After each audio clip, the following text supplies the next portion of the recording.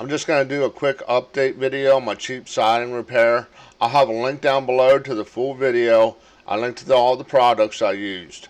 We're going to talk about how it held up for over a year right after this.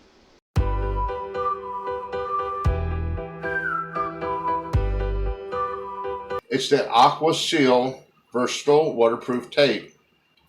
It's around $10 a roll, 3 inches by 5 yards. I know it sounds expensive, but the thing with this, it's paintable. Your house a good washing. Now, I'll have a link to this power washer wand I'm using, and also a link to the video so you can check out the video, see what you think of the wand. If you like it, make sure to use the link below. Get it off Amazon and you'll help me out. Make sure to press down on it to make sure it sticks really good. Okay, next up is the painting. Make sure you get it good and covered. Now, I know right now the paint color looks a little bit off, but trust me, after it dried, it looked a lot better. I did have to go back and give it a second coat. I wish they'd make the tape in white. That way, when you're doing lighter colors, it'd cover up easier.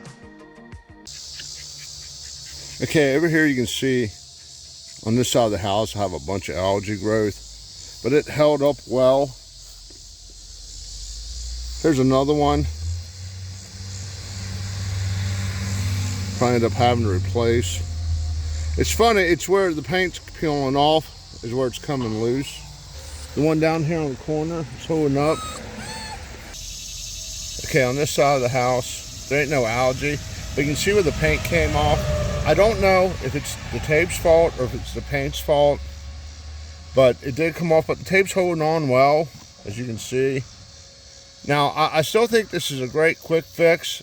You're probably still end up replacing the siding or getting it fixed, but if you need something to fix it real quick, I definitely recommend this. Okay, do me a favor, click on that subscribe button, and as always, thank you for watching.